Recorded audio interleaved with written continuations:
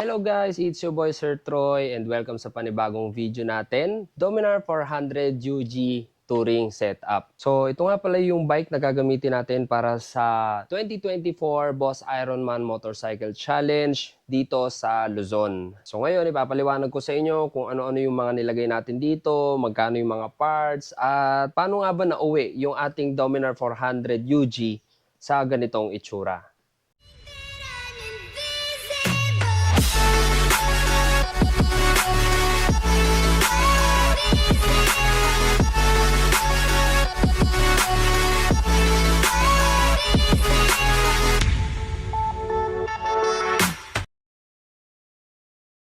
Okay, so ito nga pala ang 2022 Dominar 400 UG. So merong naunang version kasi ito which is yung parang 2019 or yung version 1 na hindi pa siya naka USD fork or upside down fork. At may mga kulay pa na available ano. So ito yung second version which is a UG. Nilagyan nila ng UG yung pangalan na Dominar 400. And meron tayong bago ngayon na Dominar 400 UG version 2 which is naka touring kit na siya no. Meron na siyang visor, may engine na cowl na siya, and then may backrest na yung kanyang top box bracket, and then meron na ring handguard, at may mga kasama na ring charger, ganyan, at cellphone holder. So ito, wala pa siyang ganon, kaya nilagyan natin siya ng mga ilang parts na wala sa UG version 2. So, unahin natin dun sa gulong.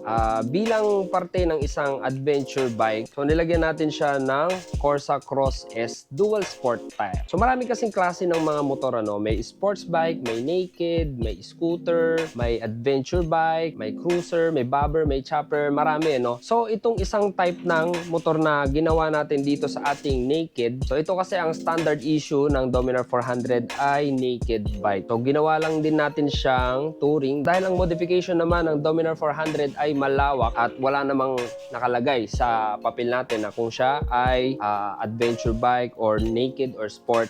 So ginawa na rin natin siyang adventure bike. Pangalawa, bilang parte ng isang adventure bike ang luggage. So, hindi lang naman top box ang pwede nyo ilagay. Pwede ring may side panniers. So, ito, pinagawan natin or in-sponsored sa atin ni Boss Ken Works. Dito lang sa Talavera yan. Ano? So, ito, tinesting ito. Unang gawa niya ito dito sa Dominar na nilagyan niya ng bracket yung ating saddle bag. So, yung gamit kasi natin dito ay saddle bag lang. Mas magaan. Na-expand yung bag na gamit natin dito. Wait lang So, ito yung gamit natin na extra luggage para dito sa Dominar natin. Ito po, pag sinearch nyo ito sa Shopee or sa Lazada, ang pangalan nito ay Universal Saddle Bag or Kumine. Kumine Saddle Bag. So yan ay nakaganyan dyan. At itong bracket naman natin, bukod sa meron na siya ditong para hindi mahulog yung ating saddle bag, meron pa siya dito sa ilalim na in case mabigat na yung karga ng saddle bag mo, hindi siya lalaylay pababa or hindi siya magiging pangit tignan. So, ganyan po yung itsura niyan. Ayan. So, kapag nagta-travel tayo, bukod sa ating top box, meron din tayong saddle bag. Okay, sunod, ito namang tank shroud or itong tank kit na nasa unahan, nasa bandang tangke ng ating motor. So, ito, dagdag aesthetic lang, para mas magmukhang bulky yung motor natin. So ito, nabili ko ito sa taga Tugigaraw na si Sir Jonathan Garcia. Ang presyo nitong tank kit natin ay sa pagkakatanda ko 3,000. So ito, wala talagang mga nabibili sa kasa na ganito, which is aftermarket talaga siya or fabricated ng mga ekspertong gumawa ng mga pyesa dito sa Dominar 400. Ito naman ating saddle bag. I think kung tama ako, 1,200 pa rin ang presyo nito sa Shopee. Pero meron kasi akong mga nakukuhanan nito noon na 900 lang ang presyo. So iba't ibang klase kasi yung dito niya, merong matte and meron yung parang plastic na siya. At ito namang top box natin, nabili natin siya ng 5,500 sa SEC. At yung ating DC monorack na top box bracket, nabili natin siya ng 900 pesos sa Shopee rin. Okay, next naman dito sa harapan. So kung mapapansin nyo, nilagyan natin siya ng visor or windshield. So ito galing din kay Sir Jonathan Garcia na taga Tugigaraw. Pwede nyo siyang i-message, ilalagay ko dyan sa description yung kanyang link. Ito 1,800 kasama na rin yung kanyang acrylic na bracket. So ito po is fiberglass. At meron siyang mga kasamang bolts and nuts, pati bushing, spacer. So ito ang description nito is high, transparent. So nilagyan ko lang siya ng tint na smoke kasi eventually pag nililinisan natin siya nagkakaroon ng mga scratches, ganyan at pumapangit tignan. So nilagyan ko siya ng tint para kung sakaling magkagasgas na rin yung kanyang tint, papalitan ko lang siya ng panibagong tint. Sunod naman ay ito yung tinatawag nating Bic.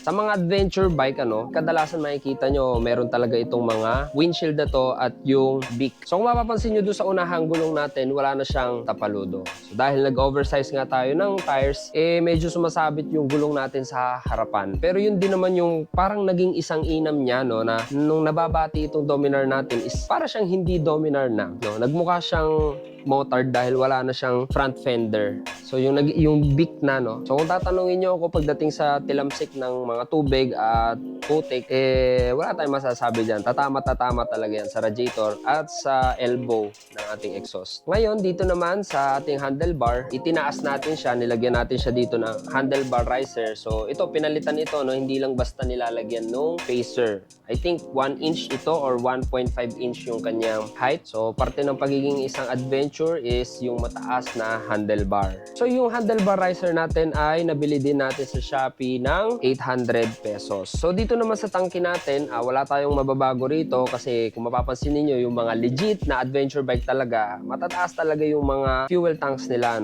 Pero ito, okay na rin ito. Wala na tayong mabibili na tank cover or any parts na magpapataas sa ating fuel tank. So ayan, stock pa rin yung ating side mirrors. Bumili tayo ng parang manual cruise control. Ayan, kung mapapansin ninyo, nilagay natin dito sa ating throttle grip. Ayan, naglagay din tayo dito ng Motowolf USB charger port. Tapos naglagay din tayo dito ng something chippy pie na cellphone holder, parang imitation ng quad lock. And then yung ating telesin na dito natin sinasabit yung ating mga camera.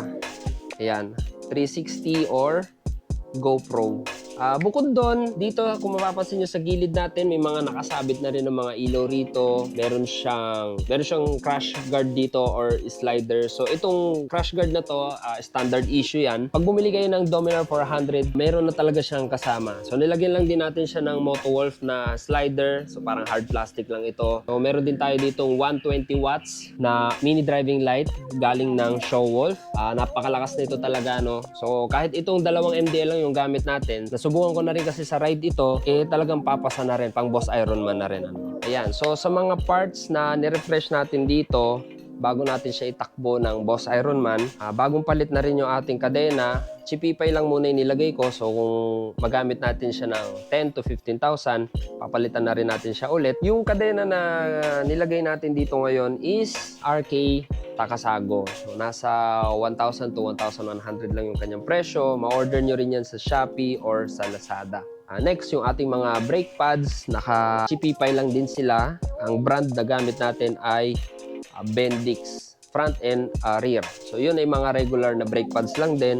Talagang panggamit lang natin sa Boss Ironman. And then papalitan din natin sila ng mga genuine parts after ng Boss Ironman. Spark plugs, pinalitan din natin 3 spark plug. Kahit single cylinder siya, 3 yung kanyang spark plug para yung conversion ng fuel to energy solid talaga, walang tapon yung fuel. So ang gamit natin na spark plugs dito, NGK.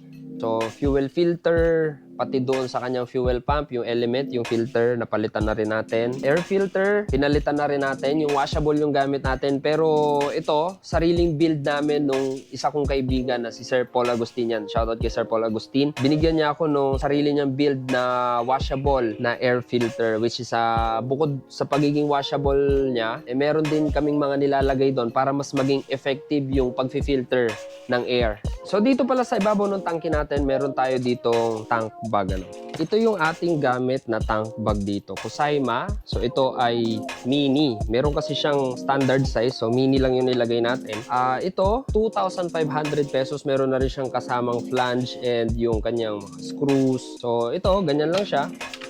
Papatong mo lang siya hanggang sa mag-lock and then you're good to go. Pagdating sa ibang ano niya, wala pa naman tayong masyadong pinapalitan dito. Like ito, naka-stock pa rin. Pero meron tayong aftermarket pipe na ginagamit yung ating loud pipe from HP Performance. Nagdadalawang isip pa ako kung mag-i-stock pipe tayo or if ever may magbigay sa atin ng exhaust pipe, gagamitin din naman natin. Ayan. Pagdating dito sa ibaba, sa kanyang engine cowl or engine cover, stock pa rin siya. Hindi natin siya ginagalaw or hindi pinapalitan. Although may nabibili na aftermarket pang sa ilalim, pang bulky, pang paporma, hindi pa muna sa ngayon. So, yan, shoutout kay Sir Treb Ayus. Isa rin sa mga seller ng aftermarket parts or ng mga wala talaga sa Dominar, yung mabibili mo lang siya sa mga tao lang. Kahit sa market, wala rin. Like ito, tank kit, ganyan, radiator cover, ganyan, may mga mabibili tayo niyan. Ito, visor, and then yung beak. So, ganun din sa kanyang likuran, sa tail tidy, may mabibili din tayo sa internet. Ayan. So,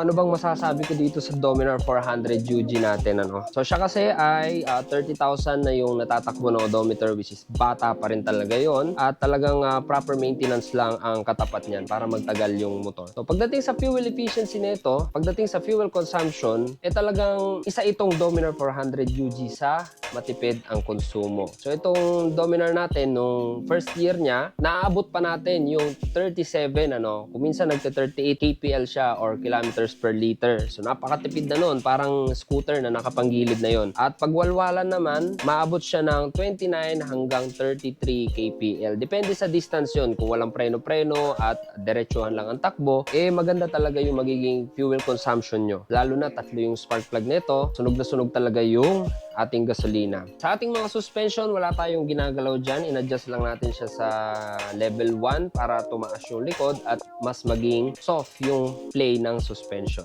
Dito sa harapan, wala rin tayong ginagalaw dyan. Hindi pa natin yan pinapa-check up or pinapa-timpla or pinapaayos dahil okay pa rin naman siya hanggang ngayon. Yung ating mga brake fluids, yan, bagong palit din yan kasabay nung ating mga brake pads. At kung mapapansin niyo, pinalagyan natin ito ng malaking logo ng Corsa. So si Corsa ay isang motorcycle tires brand. So yan yung gamit natin ngayon na gulong. At bukod sa Cross S na ginagamit natin, ito yung dating nakakabit dito sa ating Dominar.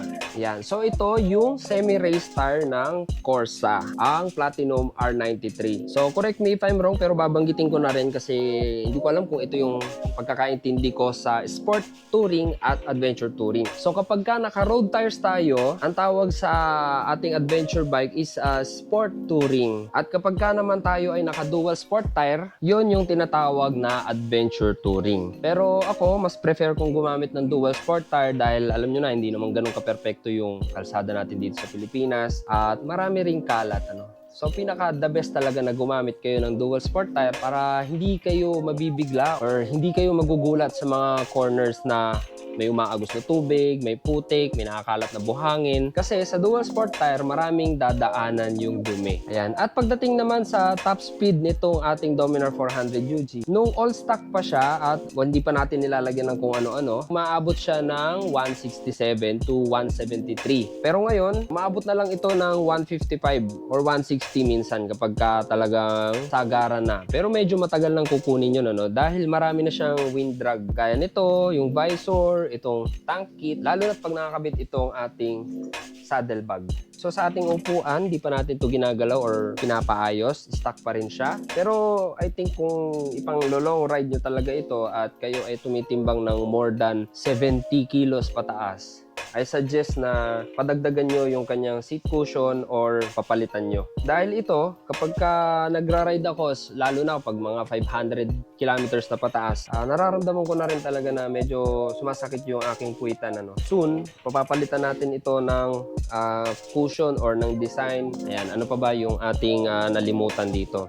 So kung mapapanood nyo itong video natin at interested kayong bumili ng Dominar 400 UG, pwede nyo panoorin yung mga previous video or yung mga lumang video natin na kung saan binili natin ito hanggang sa minodify natin siya at yung mga reasons na kung bakit isa ito sa mga dapat yung pagpilian na motor. Especially kung kayo ay tight budget, gusto nyo ng matipid na consumption, ayan, at may forma na rin, ano.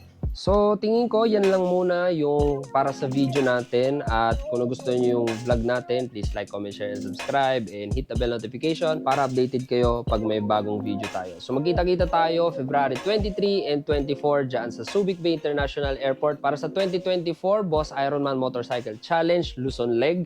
Ride safe and see you on my next one.